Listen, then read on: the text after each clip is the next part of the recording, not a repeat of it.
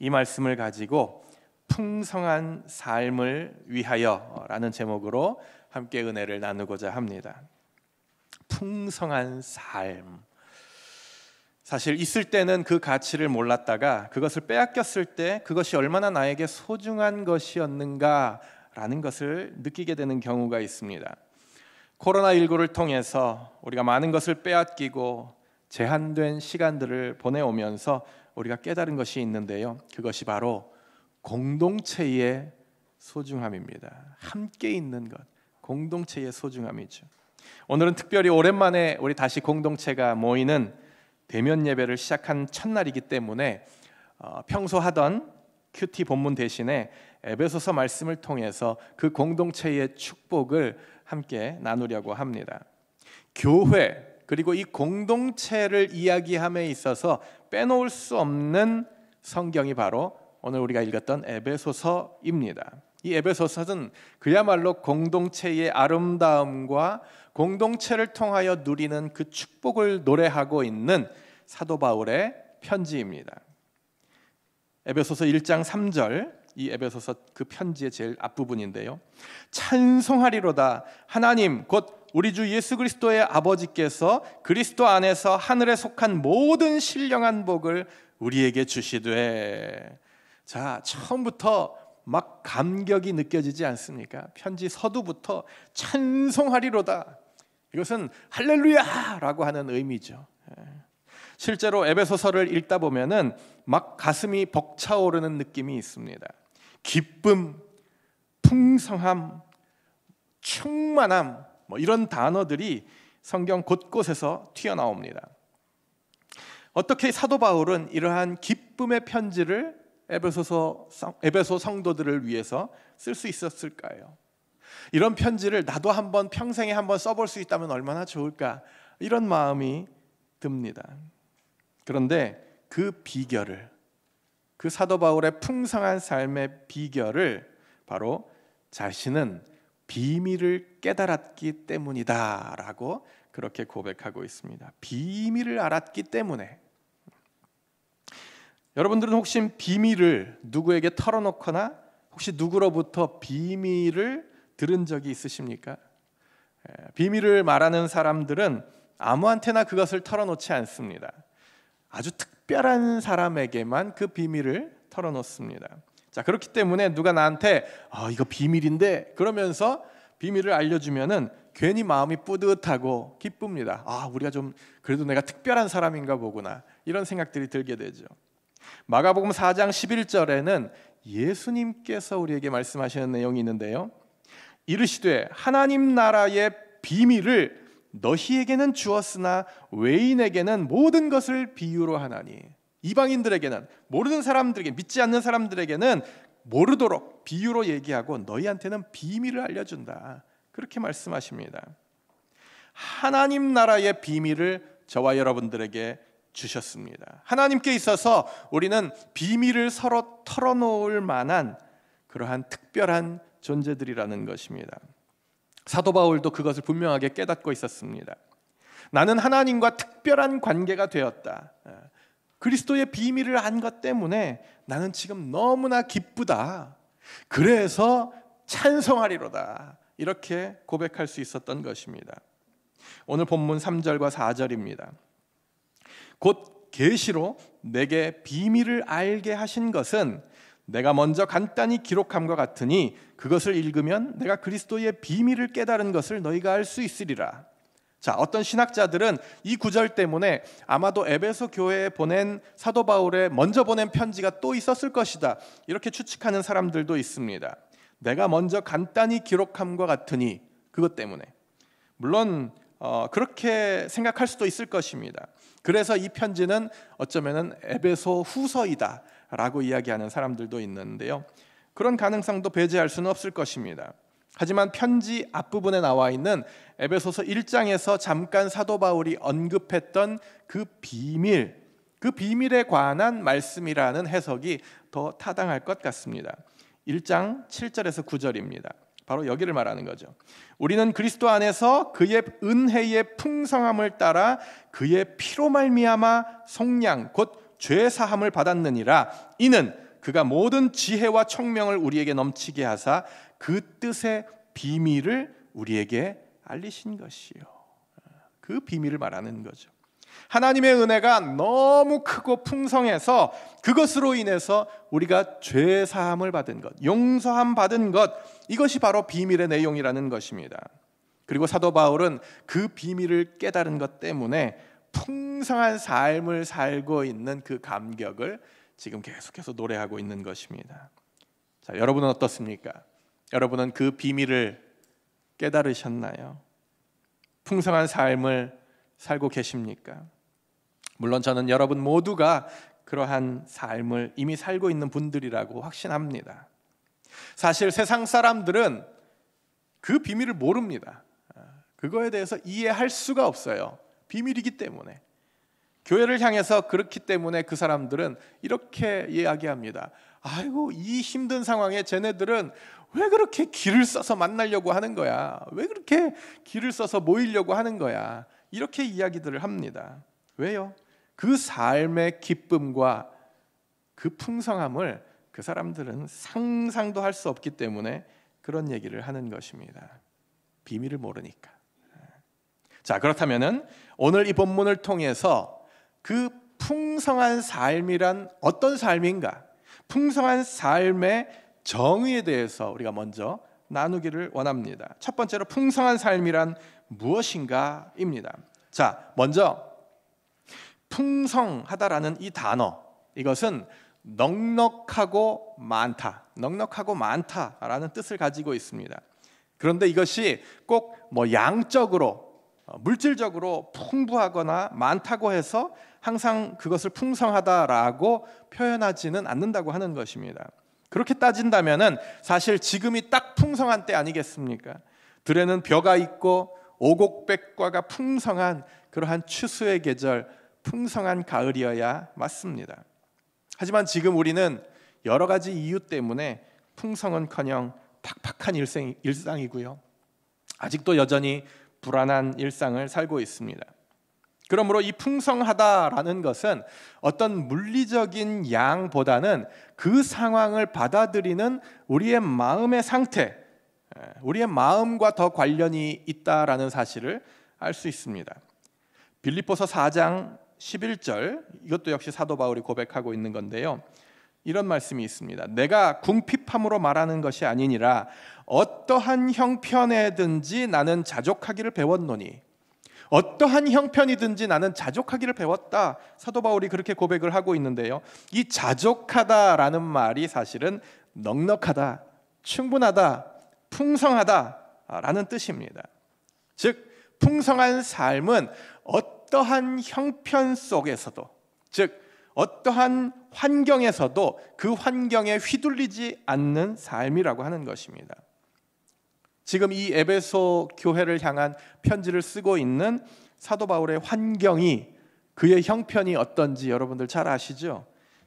본문 1절입니다. 이러므로 그리스도 예수의 일로 너희 이방인을 위하여 갇힌 자 된 나 바울이 말하거니와. 갇힌 자 된 나 바울. 자, 지금 바울은 로마 감옥 안에 갇혀 있는 상황입니다. 그것도 무슨 끔찍한 엄청난 죄를 저질러서가 아니라 복음 전한 것 때문에 지금 투옥되어 있는 상황입니다. 그런데 그런 상황에도 불구하고 그는 풍성했습니다. 보십시오. 하다 이런 고백까지 하게 됩니다. 또 다른 옥중 서신인 빌립보서 2장 18절에 이와 같이 너희도 기뻐하고 나와 함께 기뻐하라. 너희들도 좀 기뻐해라. 나처럼. 지금 이렇게 얘기를 하고 있는 겁니다. 이게 감옥 안에 있는 사람이 감옥 바깥에 있는 사람한테 할 소리입니까? 이거 거꾸로 된 거 아니겠습니까? 어떻게 이 일이 가능했을까요? 그 비결은 바로 사도 바울은 하나님의 안목으로 지금 펼쳐져 있는 이 상황들을 바라볼 줄 알았기 때문입니다. 다시 1절 보니까요. 그리스도 예수의 일로 갇힌 자 된 나 바울. 자, 이 부분 영어 성경에 보면은 The prisoner of Jesus Christ, The prisoner of Jesus Christ 이렇게 써 있어요. 우리말 성경은 예수님 때문에 갇혀 있는 나 바울 이렇게 번역되어 있지만은 이 문장은 사실 동시에 이렇게도 번역할 수 있는 것입니다. 이 prisoner는 죄수라는 뜻이잖아요. 그러니까 prisoner of Jesus Christ 그러면은 나는 예수님의 포로다. 나는 예수님께 사로잡힌 자가 되었다. 이렇게 번역할 수 있는 것입니다. 멋지지 않습니까? 예수님의 포로, 예수님의 죄수, 예수님께 사로잡힌 사람. 인간적인 안목으로 보면은 지금 바울의 처지야말로 얼마나 억울하고 하나님을 원망할 만한 그러한 환경입니까? 로마 시민권자입니다. 사도 바울은 마음만 먹으면은 떵떵거리면서 살 수 있는데 예수님 때문에 지금 차가운 감옥 안에서 꼼짝없이 자유를 빼앗긴 삶을 살고 있는 것입니다. 하지만 사도 바울은 그 가운데에서도 낙심하지 않았습니다. 낙심은커녕 찬송하리로다. 감격의 고백을 드리다가 한술 더 떠서 기뻐하라. 너희들도 나처럼 기뻐하라. 비밀을 깨달았기 때문에, 비밀을 알았기 때문입니다. 그래서 나는 로마의 죄수도 아니고 환경이나 상황의 포로도 아니고 나는 그리스도에게 사로잡힌 사람이다. 예수님이 나한테 비밀을 다 털어놓으셨거든. 우리는 그런 사이가 됐어.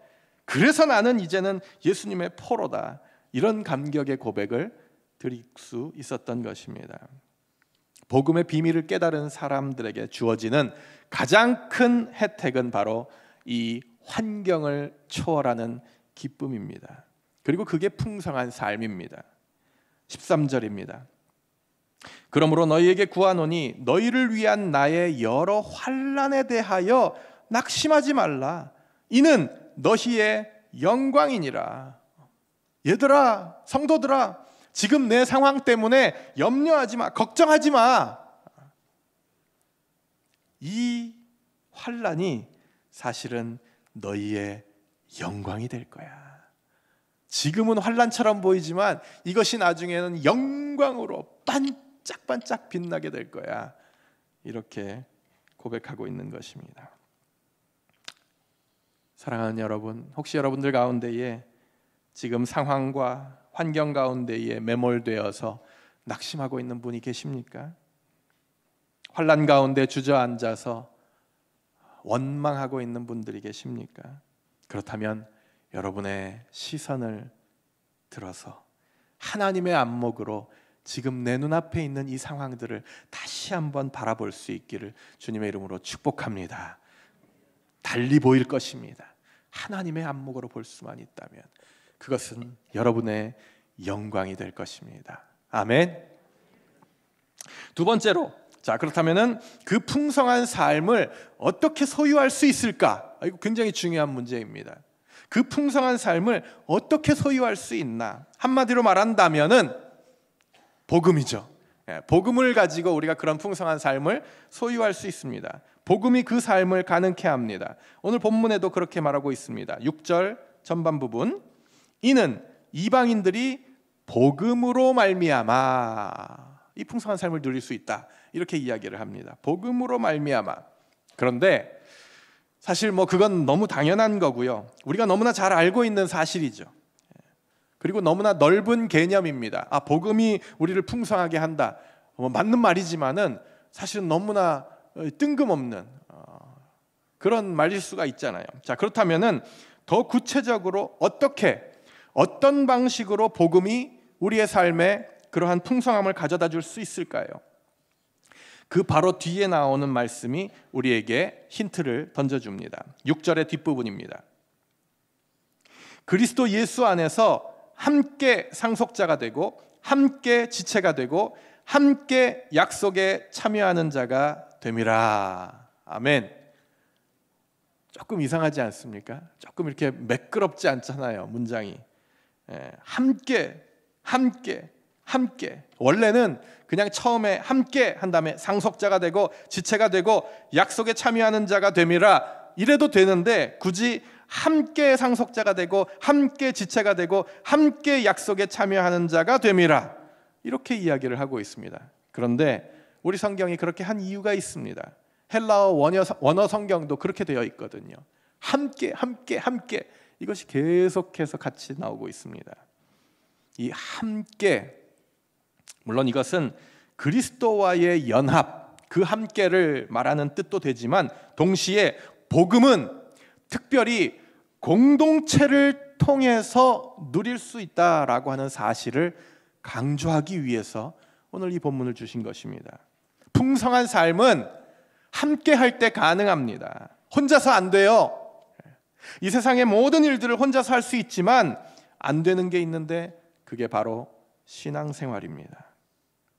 여러분 모두가 느끼지 않으셨습니까? 온라인 예배 처음에 드릴 때는 생각보다 나쁘지 않네. 그리고 어떤 분들은 교회 나가지 않던 가족들도 같이 예배드리고 감사하네요. 물론 이런 고백들이 또 간증들이 실제로 우리 안에 있었습니다. 그러나 온라인 예배가 장기화되면서 성도들을 더 이상 만날 수도 없고 목장교회도 제대로 할 수 없는 성도의 교제가 단절된 그러한 상황에서 여러분의 신앙은 어땠습니까? 괜찮으셨나요?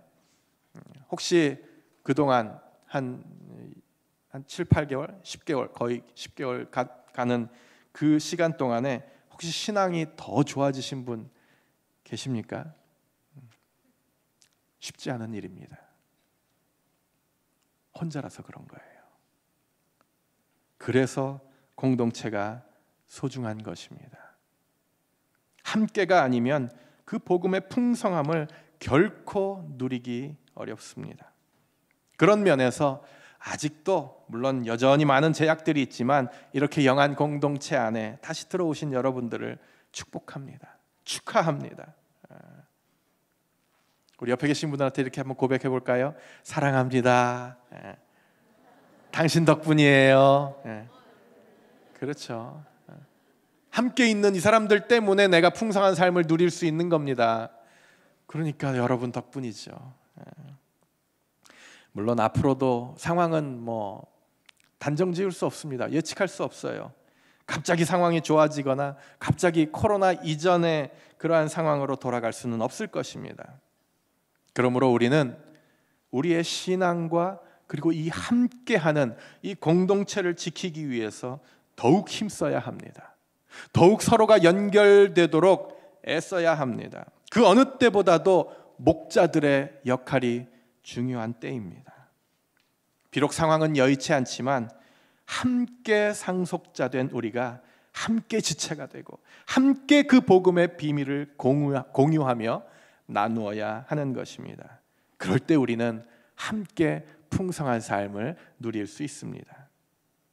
마지막 세 번째로, 그렇다면 풍성한 삶을 소유한 자들의 모습은 과연 어떠해야 할 것인가? 라는 질문입니다. 7절 말씀입니다. 이 복음을 위하여 그의 능력이 역사하시는 대로 내게 주신 하나님의 은혜의 선물을 따라 내가 일꾼이 되었노라. 내가 일꾼이 되었노라. 사도 바울이 고백합니다. 복음을 위하여 은혜의 선물을 따라, 즉 그 복음의 비밀을 먼저 안 것 때문에 내가 일꾼이 되었다라고 고백하고 있는 것이죠. 비밀을 안 사람은 어떻게 행동할까요? 비밀을 다른 사람은 다 모르고 있는데 나만 혼자 그 비밀을 알았다고 칩시다. 어떻게 되겠습니까? 일단 막 흥분이 되겠죠. 입이 근질근질 하겠죠. 누구라도 만나기만 하면은 그냥 툭 치기만 해도 이거 비밀인데 너만 알아? 그러면서 막 얘기하고 싶을 거 아니겠습니까? 그런데 비밀이니까 또 그렇게 막 발설하면 안 될 것 같고 꾹 참고 있다가 진짜 내가 좋아하는 사람, 진짜 내가 사랑하는 사람을 만나면 말하는 거죠. 감출 수가 없습니다. 그런데 더군다나 그것이 만약에 그 사람의 생명과 관계된 일이라면 어떡하시겠습니까? 안 가르쳐주면 큰일 나는 거 아닙니까? 미필적 고의라는 법률 용어가 있는데요, 자기의 행위로 인해서 어떤 결과가 올지 알면서도 그 일을 안 하는 것을 미필적 고의라고 합니다. 즉 치료제를 아는데도 내가 말하지 않아서 그 사람이 죽었다면은 이것은 미필적 고의에 의한 살인죄가 될 수 있다라는 말입니다. 무서운 말이죠. 8절 말씀입니다. 모든 성도 중에 지극히 작은 자보다 더 작은 나에게 이 은혜를 주신 것은 측량할 수 없는 그리스도의 풍성함을 이방인에게 전하게 하시고, 나 같은 부족한 사람에게까지 그 은혜를 주신 하나님의 이유가 있는데, 그게 바로 그 풍성한 삶을 이방인에게 전하게 하는 일이다. 그리고 나는 그 일에 부름받은 일꾼이다. 이것이 사도 바울의 고백이고요, 이미 풍성함을 소유한 우리들이 응당해야 할 일이라고 하는 것입니다. 우리도 일꾼입니다. 제가 살았던 미국 캘리포니아 어느 바닷가에 암초가 많고 또 파도가 너무나 세서 항상 선박 사고가 많이 일어나는 지역이 있었습니다. 그곳을 지나가는 배들이 자주 조난을 당해서 많은 사람들이 목숨을 잃었습니다. 그것을 안타깝게 여긴 몇몇 사람들이 바닷가에다가 허름한 텐트 같은 막사를 쳐놓고 조난 사고가 있을 때마다 목숨을 걸고 그들을 구하기 시작했습니다. 그런데 그들에 의해서 구조받은 사람들이 살아나고, 또 그 사람들이 너무 고마워서 막 SNS 같은 데 소문을 내면서 그 구조대가 점점 사람들에게 알려지기 시작했습니다. 그러자 그 구조대를 방문하는 사람들도 점점 많아졌고요, 곳곳에서 자원봉사자들도 나도 참여하고 싶습니다, 그렇게 오고, 또 후원금도 점점 많이 들어왔습니다.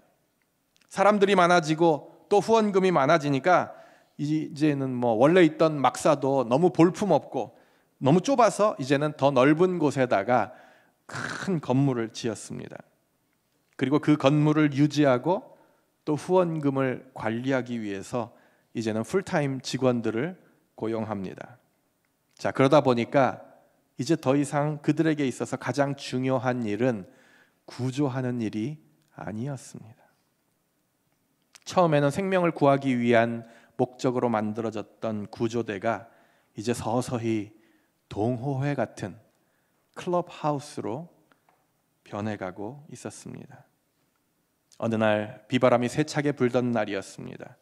그곳을 지나던 배 한 척이 바위에 부딪혀 산산조각이 났습니다. 그런데 하필이면 그날이 후원 모금을 위한 자선 파티가 있는 날이었습니다. 그래서 그들 중에 구조대원들, 그들이 아무도 구조하러 나가지 않았고 배에 타고 있었던 사람들은 그날 모두 물에 빠져 목숨을 잃었습니다. 다행히도 이것이 실제 이야기는 아닙니다. 사실 이것은 존재하는 이유를 잃어버린 오늘날의 교회를 빗대어 누군가가 지어낸 이야기입니다. 그러나 사랑하는 영한 성도 여러분, 우리에게도 시사하는 바가 큰 이야기라고 생각을 합니다. 우리 교회는 과연 어느 쪽입니까? 구조대입니까? 아니면 클럽하우스입니까? 위기의 순간에, 어려운 순간에 그 공동체가 과연 실제로 어떤 공동체였는가가 밝히 드러나게 되어 있습니다. 본문 10절입니다. 이는 이제 교회로 말미암아 하늘에 있는 통치자들과 권세자들에게 하나님의 각종 지혜를 알게 하려 하심이니. 교회로 말미암아 세상 가운데 하나님의 지혜를 전하고 하나님의 비밀을 전하는 것, 그것이 바로 우리 공동체가 이 땅에 존재하는 이유입니다. 그렇다면 당연히 지금 상황이 힘들고 어려워도 그 일들을 우리는 수행해야만 합니다. 왜냐하면 우리는 그 일들을 위해서 부름받은 일꾼이기 때문에, 그 일 때문에 존재하는 공동체이기 때문에. 그렇다고 해서 그것을 너무 거창한 일로 받아들이거나 무거운 여러분들의 짐으로 느낄 필요는 없습니다. 여러분의 삶과 일상을 다 포기하고 선교사가 되라고 혹은 신학교에 가라고 하는 것은 더더욱 아닙니다. 왜요? 그 일은 궁극적으로 하나님이 이루실 일들이기 때문입니다. 우리가 할 일은 그저 우리의 삶의 자리에서, 우리의 삶의 영역 안에서 우리가 할 수 있는 최선을 다하면 되는 것입니다. 5,000명 먹을 음식을 나 혼자서 다 내놓는 것이 아니라 오병이어의 헌신이면 충분합니다. 거기다가 우리 혼자는 너무나 힘드니까 우리를 공동체로 묶어주신 거잖아요. 함께 하라고. 새생명 축제가 그렇습니다. 함께 하면 할 수 있습니다. 교회가 가고 있는 그 방향에 여러분들은 같이 발을 담그고 그 보조에 맞춰서 함께 여러분들이 할 수 있는 만큼의 헌신을 하면 되는 겁니다. 그러면 영혼 구원이 일어나잖아요. 그것도 못한다면 우리가 주님 앞에 섰을 때 어떤 변명을 할 수가 있겠습니까? 그리고 지금 우리가 기도하고 있는 분립개척도 마찬가지입니다. 어려운 시기이지만 함께하면 가능합니다. 앞으로 점점 더 힘들어질 것입니다. 점점 상황은 악화될 것입니다. 지금 하지 못하면 다음에는 더 할 수 없어요. 그러나 함께하면 가능합니다. 제가 요즘 목양실에서 하고 있는 일이 있는데요, 이미 분립개척에 지원하신, 헌신하신 그분들의 명단을 제가 가지고 한 분 한 분을 위해서 기도하는 것입니다. 그분의 이름들을 불러가면서 또 그분들의 개인적인 기도 제목과 상황들을 제가 다 확인하면서 기도를 하고 있는데요, 얼마나 감사한지 모르겠습니다. 그분 한 분 한 분의 면면이 정말 귀한 분들인 거예요. 조용히 묵묵히 섬기시는 그러한 분들입니다. 전도의 열정을 가지신 분이 있고요, 목자의 삶을 살고 있는 분이 있고요, 든든한 영적 리더로서 롤모델이 될 수 있는 그러한 분들도 포함되어 있습니다. 너무 감사하더라고요. 그래서 제가 그렇게 기도합니다. 하나님, 이분들에게 복 주세요. 이분들은 꼭 풍성한 삶을 사셔야 합니다. 구조대의 삶을 살려고 몸부림치는 이분들을 축복해 주세요. 이분들의 이 헌신을 통해서 오병이어의 놀라운 기적들이 일어날 수 있도록 해주세요. 이 헌신을 통해서 이분들의 삶이 지금보다도 더 풍성해지게 해주세요. 이것이 요즘 저의 간절한 기도입니다. 그리고 하나님이 저의 그 간절한 기도에 반드시 응답하실 것으로 저는 믿습니다. 왜요? 하나님은 우리가 아는 정도의, 우리가 상상하는 정도의 그런 스케일과 사이즈의 분이 아니시기 때문입니다. 20절과 21절, 오늘 본문은 아니지만 3장의 제일 뒷부분입니다. 이런 말씀이 있어요. 우리 가운데에서 역사하시는 능력대로 우리가 구하거나 생각하는 모든 것에 더 넘치도록 능히 하실 이에게 교회 안에서와 그리스도 예수 안에서 영광이 대대로 영원무궁하기를 원하노라. 아멘. 아멘. 그분은 역사하시는 분이십니다. 능력이 있으신 분입니다. 우리가 구하거나 기도하는 것, 그것을 넘어서 우리의 상상을 초월하는 풍성한 것으로 갚으시는 분이십니다.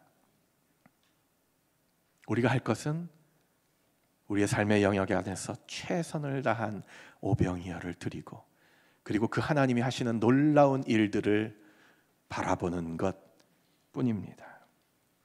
그 사실을 기억하며 우리의 삶의 영역에서 이방인을 위한 일꾼의 삶을 살고, 그래서 그 풍성한 삶, 하나님께서 우리에게 주시고 싶어 하시는 그 풍성한 삶을 누리시는 저와 여러분의 삶이 되시기를 주님의 이름으로 간절히 축원합니다.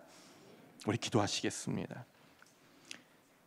우리 먼저 기도하실 때 좀 헌신하고 결단하는 시간을 가지려고 합니다. 지금 이 시간은 어쩌면 오늘 예배 중에서 가장 특별한 시간이 될 것입니다. 진지하게 이 시간을 여러분들 대하십시오. 하나님과 나와의 1대1의 시간입니다. 오늘 새벽에 제가 일찍 잠이 깨서 말씀을 다시 묵상하고 있는데 성령님이 제 마음속에 자꾸 이렇게 물으시는 겁니다. 너는 지금 하고 있냐? 지금 너의 최선은 무엇인가? 네가 드릴 오병이어는 무엇이냐? 이렇게 자꾸 주님이 물으시더라고요. 그래서 고민을 하다가 내가 지금 할 수 있는, 내 상황에서 할 수 있는 최선, 그것은 이미 헌신하신 분들을 축복하고 진심으로 그들의 풍성한 삶을 위하여 기도하는 것이라고. 그리고 또 한 가지, 오늘 이 시간을 통해서 영안 공동체의 그 풍성한 삶을 도전하고 권면하는 것, 바로 이것입니다. 제가 주님 앞에 대답을 했습니다.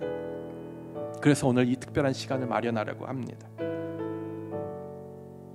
저의 그 최선을 다하고 그리고 나서 하나님이 하시는 일들을 기다리며 바라보려고 합니다. 그래야 나중에 어떤 결과가 나오든 적어도 오늘을 후회하지 않을 것 같아서요. 오늘은 분립개척 신청 마지막 날입니다. 박 목사님이 광고하신 것처럼 영구적으로 함께 헌신하겠다고 결단하신 분들이 33분입니다. 그리고 한 분이 1년을 헌신하셨습니다. 저는 더 많은 분들의 헌신이 필요하다고 생각을 합니다. 교회가 처음 분립개척하면서 더욱 풍성하게 하나님 앞에 그 아름다운 교회를 하나님께 봉헌했으면 좋겠어요. 혹시라도 아직 마음의 결정을 못하고 주저하던 분들이 있다면 이것이 마지막 기회입니다. 오병이어를 드렸던 그 어린아이도 처음부터 불쑥 그것을 꺼내놓지는 못했을 것입니다. 아이고, 이거 정말 변변치 않은 건데 이거 내놔도 될까? 사람은 저렇게 맞는데 5,000명이 넘는데 이거 갖고 뭐가 될까? 그러나 결국 그 아이는 뒷일은 하나님께 맡기고 자신의 작은 것을 드렸습니다. 그리고 그 헌신은 5,000명을 먹이고도 12강주가 남는 풍성한 열매로 나타났습니다. 특별히 제가 권면하는데요, 도전합니다. 지난 거의 1년의 이 코로나 기간을 지내오면서 많은 사람들이 직장을 잃고 재정적으로 혹은 육신의 질병으로 가정적으로 힘든 시간을 보낸 많은 사람들이 있었습니다. 그런데 만약 여러분들 삶 가운데에서는 가정이나 건강이나 재정적으로 전혀 흔들리지 않았던 그러한 분들이 있었다면은 저는 그것 자체로 충분히 풍성한 삶이라고 그렇게 믿습니다. 그렇다면 여러분들이 이제 받은 그 은혜를 어떻게 갚아야 할까요? 어떻게 해야 그 하나님이 우리에게 부어주신 그 놀라운 은혜에 대해서 1000분의 1, 10,000분의 1이라도 갚아드릴 수 있을까요? 주님이 기대하시는 여러분의 오병이어는 무엇입니까? 1년 단기 헌신도 가능합니다. 몇 년 만에 우리 영안교회에 주신 하나님의 축복의 기회입니다. 하나님의 선물입니다. 우리 공동체가 클럽하우스가 아니라 구조대의 역할들을 감당하고 있는 것을 하나님 앞에 보여드릴 기회입니다. 그 하나님께 우리가 내가 가지고 있는 작은 것, 최선의 삶으로 갚아드려야 하지 않을까요? 우리 그런 마음 가지고 기도하실 때에 하나님, 내게 부어주신 은혜와 풍성한 삶이 너무도 감사합니다. 이제 내가 구조대의 삶을 살겠습니다. 작지만 저의 오병이어를 주님 받아서 사용하여 주시옵소서. 이러한 마음을 가지고 주님 앞에 결단하며 헌신하는 마음으로 우리 함께 합심해서 기도하겠습니다. 하나님 감사합니다. 하나님, 우리 교회에 주신 이 귀한 기회를 우리가 함께 할 수 있도록 인도하옵소서. 함께하면 할 수 있는, 하나님, 우리가 가만히 앉아서 구경하고 있는 것은 아니고 하나님, 우리의 삶을 돌아보게 하시고 하나님, 우리 헌신을 통하여 하나님이 기대하시는 놀라운 아름다운 교회 개척을 이룰 수 있도록 아버지 하나님 인도하여 주시옵소서. 하나님, 그 일을 이룰 것을 기대합니다. 하나님 인도하여 주시옵소서.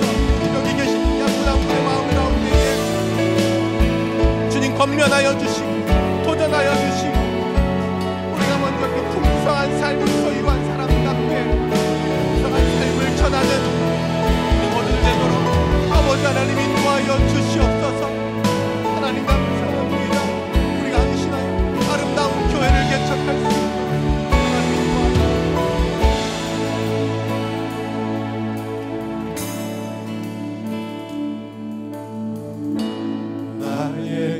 기도하는 것보다 더욱 응답하실 하나님, 아멘. 나의 생각하는 것보다 더욱 이루시는 하나님, 우리 가운데 역사하신 능력대로 우리들의 간구함을 넘치도록 능히 하실 주님께 모든 영광과 존귀 찬양과 경배를 돌릴지어다.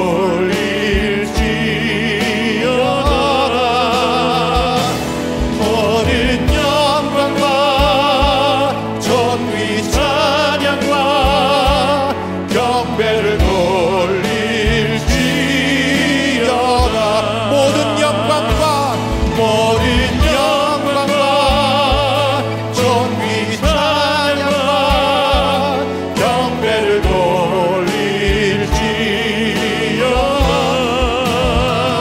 모든 영광과 존귀 찬양과 경배를 돌릴지어다. 우리 자리에서 다 같이 일어나셔서 모든 영광과 존귀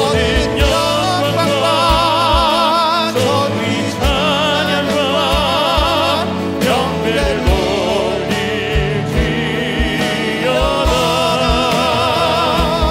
모든 영광과 존귀 찬양과 경배를 돌릴지어다.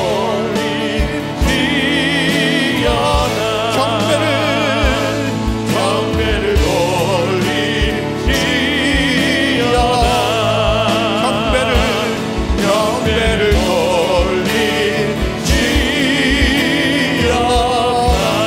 할렐루야. 하나님께 경배의 박수 올려드립시다. 아멘. 하나님이 그 일을 이루실 것입니다. 아멘. 기도하겠습니다. 지금은 우리 주 예수 그리스도의 은혜와 하나님 아버지의 크신 사랑하심과 성령님의 함께하시고 동행하시는 은혜가 이 자리에 머리 숙인 우리 모든 성도들, 그리고 영상을 통하여 예배하는 우리 모든 영한 식구들 위해 이제로부터 영원토록 함께하시옵기를 살아계신 예수님의 이름으로 간절히 축원하옵나이다. 아멘.